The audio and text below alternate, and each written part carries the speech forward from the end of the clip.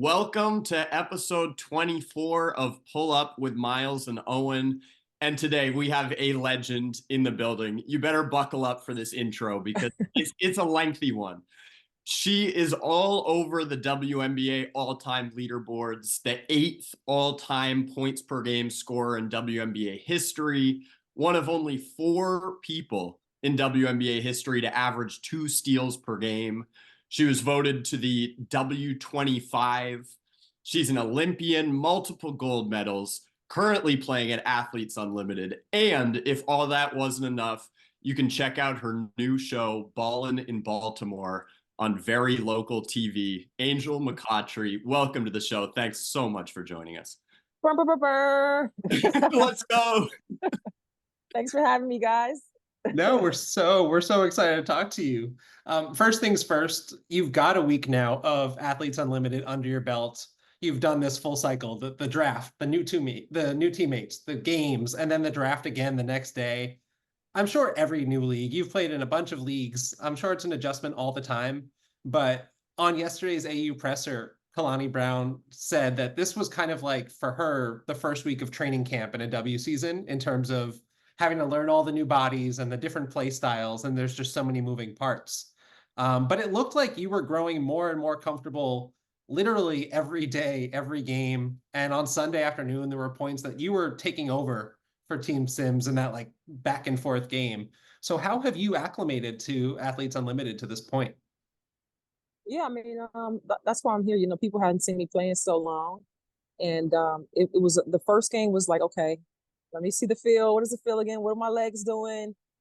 So I knew the first game, okay, I got to get my legs more under me. So that week I just really worked on like just getting a lot of shots up, just getting the legs used to it again. Because, when you're working out one-on-one, that's not the same as getting up and down with the best players in the world. That's a totally different thing. Okay. So I think each game became definitely more comfortable with the feel of the game again, the hardwood. How underrated is that aspect of like you can be in such good shape and just be working out on your own and nothing prepares you for an actual run in a game?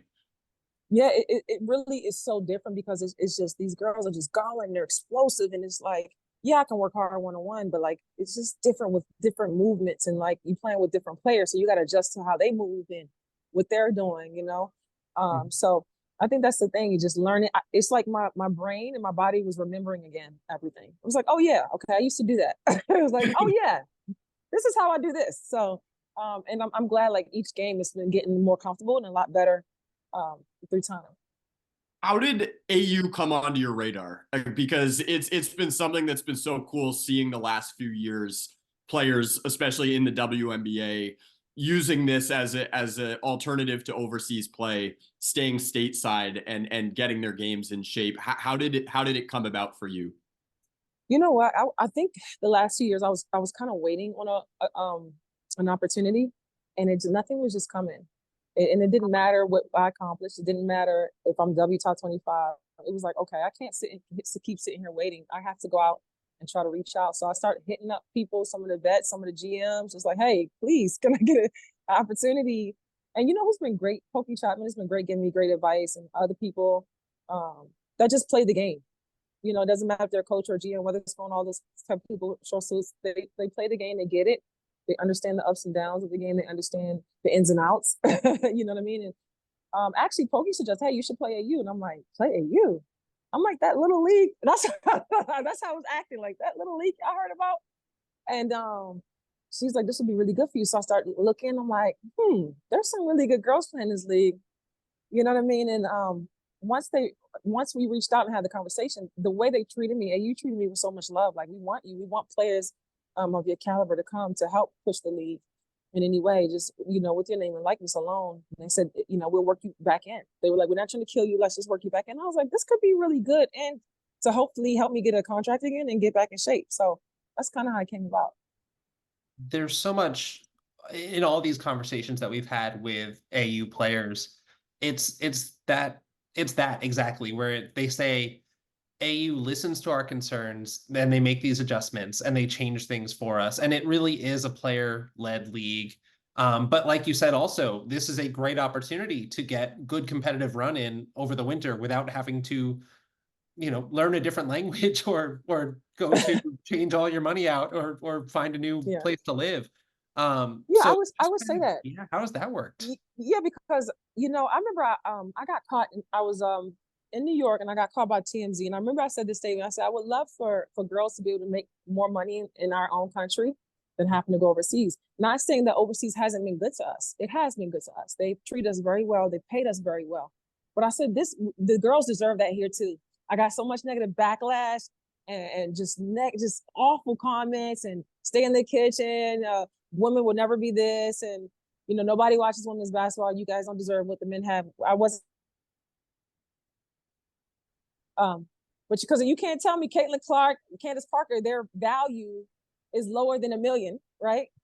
But that's the thing. It did grow. More people are watching. The salaries are increasing. You know what I mean? So that's why you just stand by your word and just know that I'm glad we have something like this. Because think about it, for these guys to put this league together for these women, not just basketball, lacrosse and other sports who are maybe less popular than basketball, they need it too. You know what I mean? They work hard. So it's good that the people are investing in women. It's there. And I always tell people, look at where we are without having the marketing as our male counterparts. We're still right there without all the marketing. We still don't have as much marketing, and we're still so big. So it will work. This product is a great product. It's such a frustrating thing that obviously you have lived through, and we have lived through to an extent too, being in the independent media space, where it's like whenever we see these graphics that say, look at these records being broken because we put a game on TV, or like we told a story. And it's like, yeah, if you put that effort and if you put your resources into covering these events and not just, give us a pre and a post game. Don't just show up for 90 minutes and throw something onto, a regional network, but like actually put it in front of people, that the game speaks for itself. Oh my God, let me tell you, Miles, I remember it might have been 2011, 2012. It was the playoffs. It was Atlanta versus New York, and it was me and Cappy. I had 42. Cappy had 30. So you talking about the best basketball you could ever watch. And when I looked, I'm like, oh, nobody's seen it. You know what I mean? It's so much good basketball here that is just put it out there in front of people. They will watch because it is good. Mm-hmm.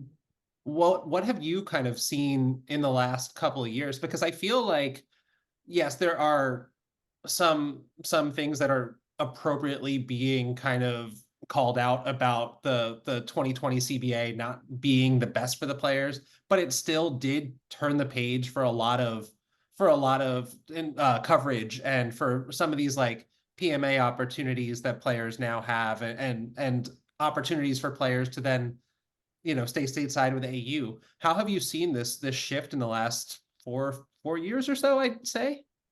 Yeah, I've been seeing this shift. Like I said again, 10 years ago, I made another comment. I said women's basketball, women's sports in general is like evolution. You see that evolution chart? You know what I mean? The guy turns into like the human. That's women's sports. It's like men's sports is established, but our sports is like that evolution chart that just keeps going and going. Like that pink bunny. Remember we grew up on that bunny? Keep That going Energizer and Bunny. going and going. Right. And it doesn't break, and it's just growing and growing and growing. And I knew it was going to get there. It was just a matter of time of continuing to push the brands. Because there was a moment, yeah, guys, we would hit up the brands and they were like, no, WNBA. It's like when they heard WNBA, they got turned off. Or, we was hitting the brands. And then we had the statement from Draymond Green, y'all need to do more and hit up people. We were doing it. You didn't do your research, Draymond. like we're just out here complaining. That's the thing. I don't want people to think we're out here complaining. We're not complaining, because in the back end, we are working hard. We are pushing. We are, out there in the community with the kids. We are doing more for the community. We are more reachable. You get what I'm saying? But that part doesn't get recognized as much either, that we're out here in these communities, So, it's there. It's growing. Of course, what's going on now with NIL and with, like, obviously we hear a lot about Caitlin Clark and Angel Reese. Social media has helped that. We didn't have a lot of social media back then. Different media companies are better, for people to see. It's right in front of your face now. You know what I mean? Like when I was in college, this thing called Twitter just came out. And I was like, what's Twitter? And they were like, hey, just make an account. They can keep up with you. I'm like, okay, what do I say? So, just not with the game, just technology helps the game too. So all of that plays in. I think that we've seen that women's basketball players have done such a great job of marketing themselves. And unfortunately, so much of that I think comes from the fact that no one was doing it for you guys. So you kind of had to take that on. We But had to. when you talk about community, I mean, let's talk about your new show because you have always been just standing up for Baltimore, and it's not just because no one else is telling your story, so you have to go out and tell it, but it's also because community is so important to you. So how has basketball put you in a position to create the show and to just give back to your hometown? Yeah, and let me be honest about it. Like, it's easy when you have 50 million in the bank. Everybody will want to work for you. Everybody will get you movies, and it's easy to do it. Everybody want you're famous. You got more popularity. You know everybody to get in the door, right? These girls, these women, we don't have the popularity to get in the doors with the Netflixes and all those kind of people, you know. And then we don't have 50 million to just have a team working for us to get movies and everything done. So we have to go out literally and advocate for ourselves. That's what I learned early on because I didn't have, like you said, what Angel Reese and them have now. I felt like I was a caliber player like they were, but I didn't have like the outreach and the to reach everybody. So I said, I got to advocate for myself. How can I do it? I know I'm going to get some no's, but I know I'll get at least one yes. Start just doing things on my own. Yeah, some people laughed at me. Like, what are you doing? You're a basketball player. I gotta keep going. And now, I got music. I have a movie out, Lanier. And now I'm doing more shows and hosting. But I want to be the player to show these girls you can do this. Now if I can be the bridgeway to say, hey, you got a show idea? Okay, let's get it to Netflix. So I want to be the bridge that gap for these women athletes because we don't have, the open doors so much as our male counterparts. We actually had Izzy and Dory Harrison on the show last week, Right? and Dory Uh-huh. was talking about a similar theme of honoring all your talents and being multifaceted and not just being pigeonholed into this identity as just a basketball player. So Yes. how has making this show, allowed you to explore another avenue in that way? Yeah. Oh yeah, for sure. So Ballin' in Baltimore is a show on very local, guys. You can stream it for free. It's just about showing Baltimore in another light. I'm born and raised there. That's where I got all my toughness from. Those guys toughing me up on the court. I grew up around Melo's era, Rudy Gay. They're my guys. So there's this connotation of Baltimore, like it's like The Wire, and I say that in the show, and it's really not. It's a beautiful city, and we get to show the artsy side of it, the foods, just how beautiful it is. And I know I have three cities. Atlanta, I live in Atlanta from playing there. Louisville is obviously my city, but born and raised in Baltimore. And I felt like I wasn't giving Baltimore enough love after living in Atlanta for so long. So I want to do something to give back to the community in Baltimore. Baltimore is one of my favorite cities. It is so Is gorgeous. it? I love it. Yeah. Every time I go, I have friends there. It's the best. What is it? Because I've heard this from so many people, and I'm always curious to get an explanation. What is it about DMV Hoopers that's just different? Woo! What is it about DMV Hoopers? You know what? It's something like I'm gonna be honest. We had me and Angel Reese had a camp we did at our high school because we went to the same high school. And I was watching the young girls and they were so hyped. You didn't have to tell them to talk. Sometimes you gotta tell young girls, hey, try to talk or clap. They were hyped. They just it's something instilled around that area where it doesn't matter male, female, you're gonna ball. And sometimes even when like as women players, when we go play pickup with guys, there's this kind of ego thing sometimes, or it's two things guys do. They either play really, really hard against you because they don't want you to outshine them, or they don't play you at all because they don't want to look like. So, but in the V, there is no gender. They treated me like, all right, you want to be out here? We're going to treat you like one of us. That's where I got my toughness, and I see that toughness in those young girls around DMV. It's just I love that. We don't carry that gender thing. If you can ball, you can ball. I'm picking you up. That's awesome. One of Yeah. our first episodes last spring, we had Lexi Brown on, and Lexi said to us, she was like, "I'm not messing with my money to go to LA Fitness to have these dudes think like, okay, I'm gonna show up a WNBA player." So like Yeah. that's very refreshing to hear that there are communities that are not like that, where you get respect based on what you're doing on the court and not just because people are out there looking for some kind of weird status. I think we've all been through it. I've been to LA Fitness one time and played and never again. All because they show off, they want to just prove something. They try to elbow you or hurt you, and it's like, I get paid for this. You don't. I'm just here to get in shape, buddy. You can prove whatever you want to prove, but yeah, and the DMV is just like, it's so different with that. They respect it. It's a respect. That's so cool. And you mentioned, yeah, you played for the Dream for a decade. So Mhm. with community being so important to you, and then you go to Louisville, but then you get drafted down I-95, and you're spending a decade there. Could you describe the relationship that you were able to build with the city of Atlanta? Because that is, I'm sure, an adjustment to kind of place down roots somewhere new. I remember first moving to Atlanta in 2009 and nobody knowing there was a WNBA team. To now, I can call anybody in Atlanta and get something done. I know the mayor. I know all the artists, big artists that live there, 2 Chains, Usher, um, T.I. I know everybody, just from having a great career in Atlanta. And Atlanta is a creative city. So, it allowed me to not just be a basketball player, but to be creative, and do different things outside the norm. And I thank Atlanta for that. It just helps you. Atlanta's a city that just helps you think out the box. There's so much creativity all around you. Tyler Perry Studios, the Avengers, what is it called? Marvel Studios is there. Like, it's just so much going on with creativity. It was ranked, like, I think, #1 creative city in this year. So that allowed me to just do all those fun things that I do, and music, because it's a music capital, one of the music capitals of the world. When I think about like the percentage of my Spotify that's just music from Atlanta, it's sometimes it's staggering. It's like it's like all my, even if it's like somebody else, they recorded it in Atlanta. Yeah. You know what I mean? For sure. So when you were talking about, back in the day, you and Cappy going at it, and it wasn't even on Sports Center, or people might not know about these legendary battles. That's so tragic, and also just one of the goals, I think, of what we try to do with this podcast is we want to hear stories. People deserve to know these stories. And Yeah. it's such an honor to talk to you. So this is a very broad question, but like, what are some of your favorite WNBA memories? Do you have certain things that stick out in your career that just make you happy, or that you're fond of looking back on? Yeah, I'm very fond of a lot of memories. I've been to the finals 4 times. That's I feel like a great accomplishment to have. Obviously I don't have a ring, but to have those experiences was really cool. I think great memories is like playing against legends that the kids see. Like, at least everybody knows Lisa Leslie, but I got to actually play against her, right?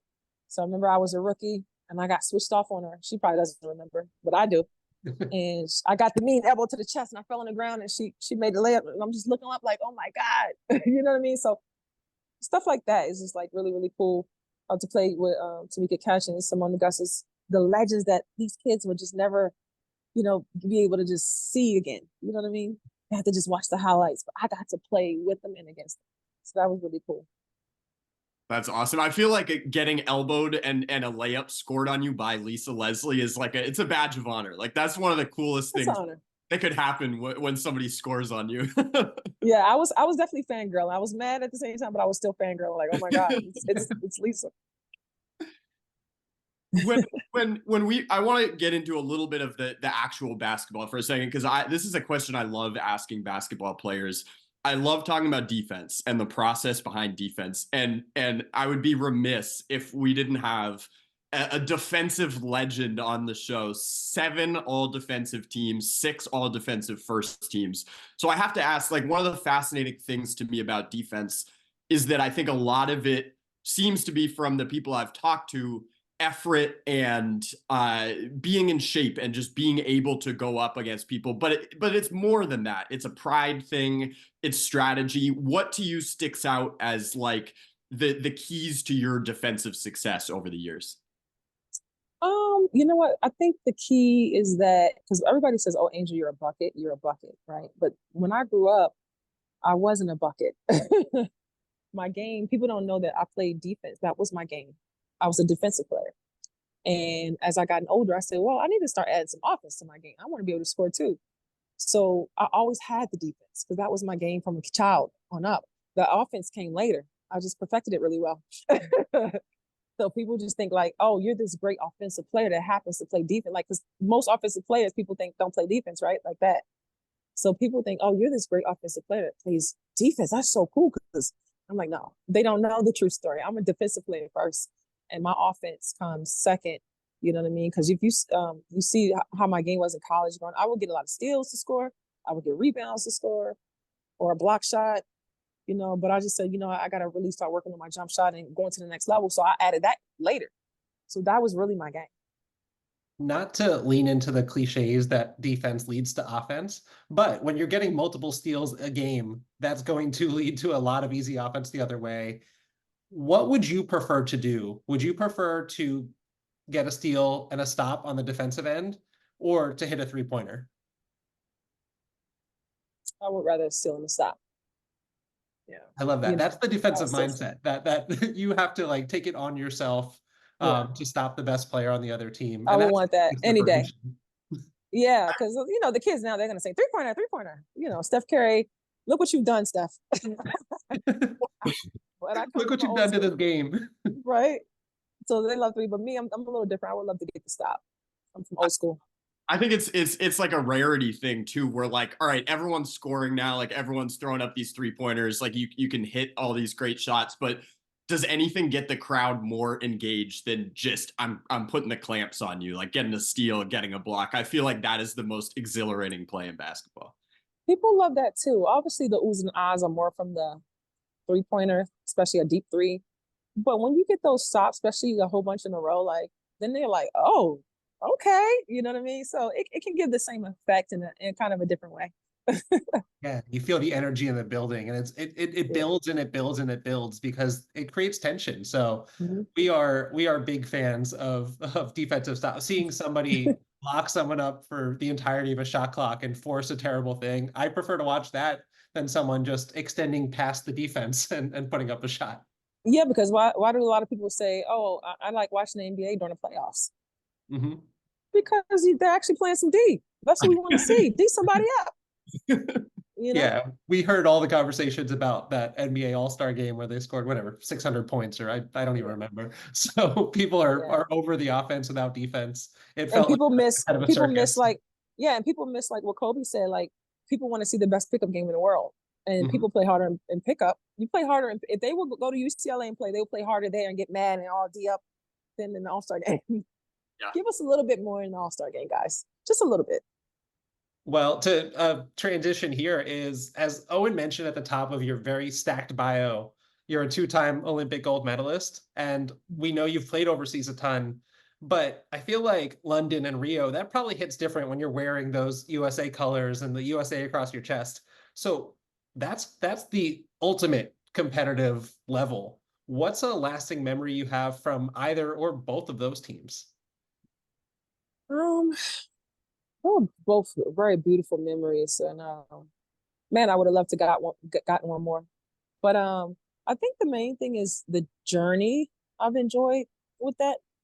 Obviously, putting the gold medal on your neck, but it's the journey that gets you there, and just enjoying who's around you. Learning. Okay, what does Diana do to be great? I can watch Sue Bird like right in front of me. What do they do? What does Tamika Catchings do to be great? I have all these stars in front of me that are the best in the world, and I can sit and watch and learn them, their habits, what they do to be the best. And there's nothing else like that. And then the men's team too, they're right there next to us. So I'm waking up. Okay, how does Kobe move? Well, I'm watching him in the gym. Huh. I'm learning. I'm just learning. And that was the best news. What was the difference between that first Olympics experience where you're kind of just taking it all in, and then that second one where it's kind of cool that these are happening, every 4 years. So it's really a benchmark for how things have changed from one game to the next, but where you then return and are able to then, be able to know what to expect and maybe be in the moment a little bit more than the first time where you're just kind of overwhelmed by the experiences. I think both experiences I sat in the moment. You know what I mean? I think I commend for that because most young kids are just going and going. I do feel like I sat in the moment. The difference is, which will just probably just be, the players. Obviously in 2016, what we had Della Dawn and different players. Then before 2012 was more, I was with some of the older players, Swing Cash, you know what I mean? And they were retired by 16. So I think it was like a new set of players to learn from and a younger group. And then I was getting older. So I wasn't the young one like in 2012. I was more like, all right, I'm middle tier now vet by 2016. So there's some young ones behind me watching me now. You know what I mean? Because one of the young ones was Breonna Stewart. You wouldn't believe, like, during 16, she was kind of like the last one coming off the bench. Not Breonna Stewart, right? But she was the young one during that time. So now she's the head honcho now. So it's a trickling effect of who comes in, you grow up, the next one come in. And I think that's the beauty of it. Well, as we wrap up here, I wanted to get back to the music because I love asking about off-court stuff and it's such a part of your life. How long has music been a part of your life, and when did you decide that you wanted to try your hand at actually making music? I started music in about 2011, and then I released my first single. It was called "Baby I'm a Star." And everybody was like, "What the heck are you doing?" Everybody was making fun of me. I would come to the gym, the girls were making fun of me. They were like, "Girl," they're like, "You really trying to put out a song?" And I was like, "Yeah, I like it. It's so much fun." I just liked it. Just started going to the studio, and I just found it as another therapy outside of basketball. And I enjoyed like creating something that didn't exist, and now it's something. I really love that feeling of something that was just zero, and now it's something. And I just kept going and going and going. And obviously, I mean, the music didn't get tons of attention, but I was just more so had the mentality of, if anybody likes it, they like it. If they don't, they don't. It's all good. I'm just doing this because I enjoy it. But then, hey, it started getting a little more popular, and I got my first placement on NBA 2K. And I got some movies interested in my music, and some sync agents now and that are interested in me. So it just goes to show you, to encourage the young kids, don't listen to what people say. You just keep going. If you enjoy something, you keep doing it, and it can go places. That's awesome. Well, my final question here, I'm going to steal a question from Dory Harrison because she asked a brilliant question. So I was asking her about playing music, and she turns to Izzy and she says, if you put your Spotify or Apple Music or whatever on shuffle, who are the 4 artists most likely to pop up on your shuffle? So I'm gonna throw it to you now. It would be, one would definitely be Lauryn Hill. She's really, really good. And then, like, my shuffle is just, it's so international because I've lived overseas in Turkey, I've lived overseas in Russia. I have those kind of songs that I've adapted to. I like a lot of pop songs. I like a lot of international stuff. I'm very broad and open. Yeah. That's so cool. I mean, you had so many experiences, and being able to kind of take from all of that, especially music, I think is such a beautiful way to kind of continue all that. Normally we hear people talk about food, where food is something that you bring back with them and that they've absorbed. But I love just the culture that you can kind of take in with music too. So that's really Oh, cool. for sure. Absolutely. You can just add it to, look, I put my little highlights, just add my little music and keep it moving. Well, Angel, this has been Yeah. an absolute honor, and thank you so much for joining us. Just a fantastic conversation. We really appreciate it. Awesome. Anytime. Thank you guys so much for having me. Thanks, Angel.